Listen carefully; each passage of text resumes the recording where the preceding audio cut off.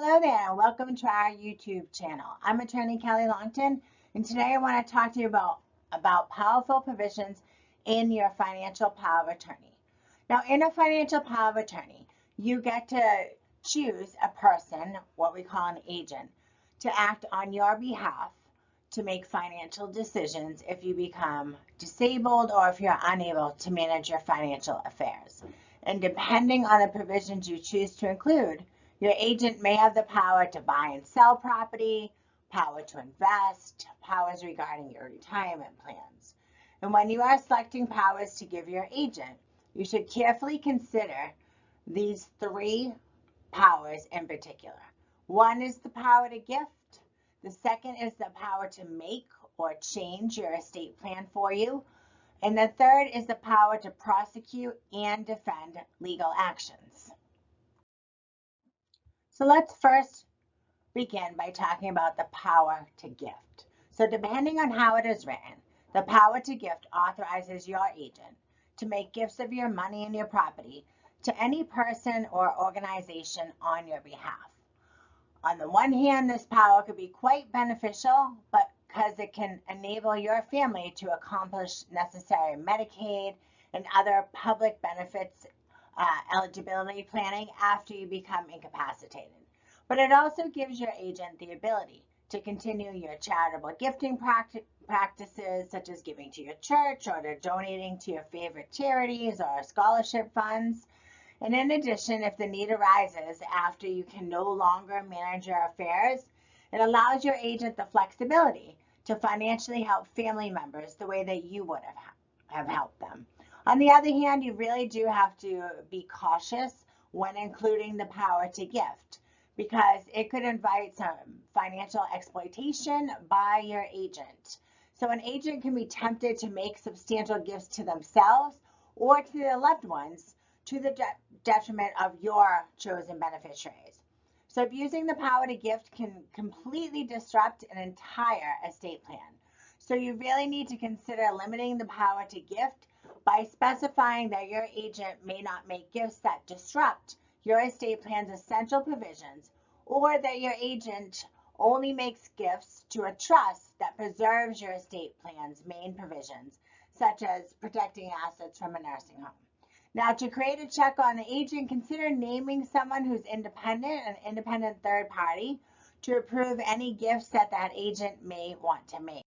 So let's talk about the second factor that I mentioned when it comes to gifting, and that's the power to make or change your estate plan. Now, this power can be very sensitive because it also invites that exploitation by an agent who could create or alter your estate plan so that they receive all of your property or more than the share that you want them to receive. On the other hand, such a power can allow a trusted agent to be able to alter an estate plan in a way and under circumstances that you would have wanted, but are now unable to do so for yourself.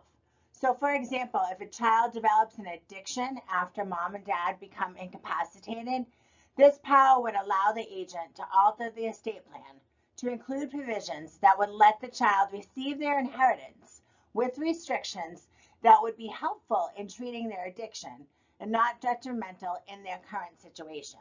So that's the power to make or change an estate plan could allow a beneficial change for the loved one who is going through like a messy divorce or facing bankruptcy or dealing with an addiction.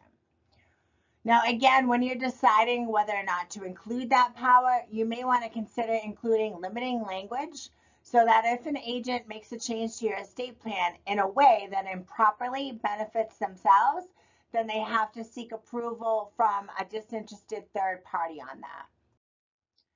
And lastly, let's talk about the power to prosecute and defend legal actions. So this just gives your agent the ability to either start or settle or defend or intervene or appeal a legal action. So I just want to talk an example with you so you can see the importance of it. So let's just say that Helen goes to her estate planning lawyer's office and she signs a power of attorney that includes the power to prosecute and defend legal actions. Well, a short time later, Helen goes into a nursing home where she has a fall that causes a stroke. Now, the nursing home staff fails to check on her for more than 18 hours, which then results in brain damage and leaves Helen significantly paralyzed. Her son, who is her agent under her power of attorney, seeks out a medical malpractice lawyer who advises him that Helen has a claim against the nursing home. Now, because Helen's power of attorney specifically allows her agent to initiate legal change, the medical malpractice attorney can immediately file a lawsuit against the nursing home. Now, without that provision, Helen's aunt would have had to first go to court, or Helen's agent would first have to go to court and seek a guardianship first. Now, granting the power to prosecute in those powers of attorney can really avoid the delay and any additional expenses. Now, the downside to including the power to prosecute and defend actions is that an agent could conceivably abuse the power to harass or seek revenge on another person, such as a sibling against whom they have a personal grudge, or it may be possible to guard against such abuses such as that by including, again, limiting language that excludes legal actions against family members.